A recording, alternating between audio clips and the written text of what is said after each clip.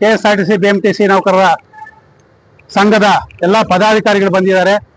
ಅವರು ಕೂಡ ಅನೇಕ ಧನ್ಯವಾದಗಳನ್ನು ಅರ್ಪಿಸ್ತಾ ಇದ್ದೇನೆ.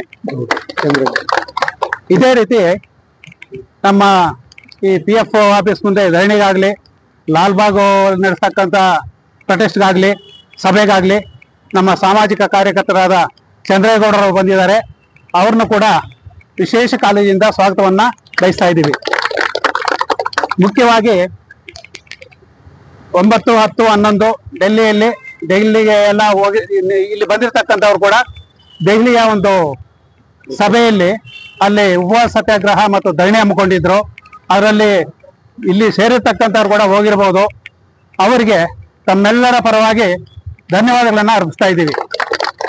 ಸಂಘಟನೆ, ಸಂಘ ಯಾವುದೇ ಆಗಲಿ ನಮ್ಮ EPS 95 ನಿವೃತ್ತರ ಬೇಡಿಕೆಗಳನ್ನು ಈಡೇರಿಸ್ತಕ್ಕಂಥ ಯಾವುದೇ ಸಂಘಟನೆ ಮುಂದೆ ಬಂದರೂ ಕೂಡ ನಾವು ನಮ್ಮ ಬೆಂಬಲವನ್ನು ವ್ಯಕ್ತಪಡಿಸುತ್ತಾ ಮತ್ತು ಆ ಸಮಾರಂಭಗಳಿಗಾಗಲಿ, ಆ ಒಂದು ಯಾವುದೇ ಒಂದು ಪ್ರತಿಭಟನಾ ಸಮಾವೇಶಕ್ಕಾಗಲಿ ನಾವು ಬೆಂಬಲವನ್ನು ಸೂಚಿಸುತ್ತಾ ನಾವು ಪಾಲ್ಗೊಂಡು ಆ ಸಭೆಗಳನ್ನ, ಹೋರಾಟಗಳನ್ನ ಯಶಸ್ವಿ ಮಾಡ್ತಾ ಬಂದಿದ್ದೀವಿ. ಇದು ತಮ್ಮೆಲ್ಲರ ಒಂದು ಬೆಂಬಲದಿಂದ ನಡೀತಕ್ಕಂಥ ಒಂದು ಪ್ರಕ್ರಿಯೆ.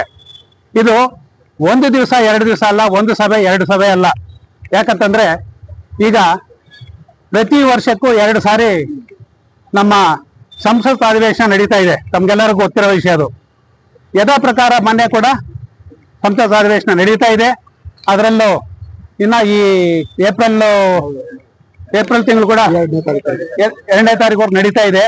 ಆದರೆ ನಮ್ಮ ಫೆಬ್ರವರಿ 9, 10 ಮಾರ್ಚ್ 9, 10, 11 ಈ ತಿಂಗಳಲ್ಲೇ ನಮ್ಮ ಬೇರೆ ಸಂಘಟನೆಗಳ ಇದರಿಂದ EPS 95 ದೇಶದಾದ್ಯಂತ ಇರ್ತಕ್ಕಂಥ ಎಲ್ಲಾ ಸಂಘಟನೆಗಳು, ಅದರಲ್ಲಿ 1, 2 ಅಂತೇನಿಲ್ಲ, ಎಲ್ಲಾ ಸಂಘಟನೆಗಳು ಸೇರಿ EPS 95 ಏನು ನಾವು ಪಿಂಚಣಿದಾರರು ಇದ್ದೀವಿ, ನಮ್ಮ ಪಿಂಚಣಿ ಹೋರಾಟಕ್ಕೋಸ್ಕರ ಎಲ್ಲಾ ರಾಜ್ಯಗಳಿಂದನೂ ದೆಹಲಿಗೆ ಹೋಗಿ ಅಲ್ಲಿ ಹೋರಾಟದಲ್ಲಿ ಪಾಲ್ಗೊಂಡು 2 ದಿವಸ 3 ದಿವಸದಿಂದ ಅಲ್ಲೇ ಇದ್ದು ಧರಣಿ ಸತ್ಯಾಗ್ರಹ ಮಾಡಿ ಕೇಂದ್ರ ಸರ್ಕಾರದ ನಮ್ಮ EPS 95 ಏನಿದೆ, ಈ PF ಅಧಿಕಾರಿಗಳ ಒಂದು ದ್ವಂದ್ವ ನೀತಿಯಿಂದ ನಮಗೆ ಈ PF ಪಿಂಚಣಿಯನ್ನು ಏನು ತಡವಾಗ್ತಾ ಇದೆ, ಇದರ ವಿರುದ್ಧ ಹೋರಾಟಕ್ಕೆ ಹೋಗಿ 3-4 ದಿವಸ ಡೆಲ್ಲಿಯಲ್ಲೇ ಇದ್ದು ಬಂದಿದ್ದಾರೆ.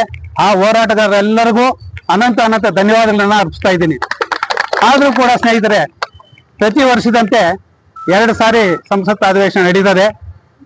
2 ಸಾರಿ ಸಂಸತ್ ಅಧಿವೇಶನ ನಡೆದಾಗಲೂ ಕೂಡ ನಾವು ನಮ್ಮ ಜಿಲ್ಲೆಯ ಪ್ರತಿಯೊಂದು ಜಿಲ್ಲೆಗೂ ಒಬ್ಬೊಬ್ಬರು MP ಇರ್ತಾರಲ್ಲ, ಮೆಂಬರ್ ಆಫ್ ಪಾರ್ಲಿಮೆಂಟ್ ಅಂತ, ಅವ್ರ ಕಡೆ ಹೋಗಿ ರಾಜ್ಯದಾದ್ಯಂತ ಎಲ್ಲಾ ರಾಜ್ಯಗಳಲ್ಲೂ ಕೂಡ ಯಥಾ ಪ್ರಕಾರ ನಮ್ಮ ರಾಜ್ಯದಲ್ಲೂ ಕೂಡ ಎಲ್ಲಾ MP ಹತ್ರನೂ ಹೋಗಿ ಮನವಿ ಪತ್ರ ಸಲ್ಲಿಸಿ ನಮ್ಮ ತೊಂದರೆ ಈ ತರ ಇದೆ, ನಮ್ಮ ಸಮಸ್ಯೆ ಈ ತರ ಇದೆ, ನಮ್ಮ ಪಿಂಚಣಿ ಬರೀ 1000 ರೂಪಾಯಿ, 1100, 1200 ಜಾಸ್ತಿ ಅಂತಂದ್ರೆ 2500ವರೆಗೂ ನಾವು ಪೆನ್ಷನ್ ಕೊಡ್ತಾ ಇದ್ದಾರೆ.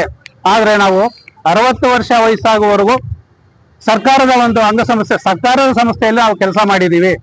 ಆದ್ರೂ ಕೂಡ ನಮ್ಮ ಒಂದು ಪಿಂಚಣಿ ಹಣವನ್ನು ಹೆಚ್ಚಿಗೆ ಮಾಡ್ತಾ ಇಲ್ಲ. ದಯವಿಟ್ಟು ನೀವು ಸಂಸತ್ ಅಧಿವೇಶನದಲ್ಲಿ ಗಮನಿಸಲೇಬೇಕು. ಇದರ ಬಗ್ಗೆ ಪ್ರಶ್ನೆ ಇದ್ದು ನಮ್ಮ ಪರವಾಗಿ ಹೋರಾಟಕ್ಕೆ ಸಪೋರ್ಟ್ ಮಾಡಬೇಕು ಅಂತ ಅಂದ್ಬಿಟ್ಟು ಎಲ್ಲಾ MP ಹತ್ರ ಮನವಿ ಪತ್ರ ಸಲ್ಲಿಸಿದ್ದೀವಿ. ಸುಮಾರು 5 ಸಾರಿ, 6 ಸಾರಿ, 8 ಸಾರಿ ಕೂಡ ಆಗಿದೆ.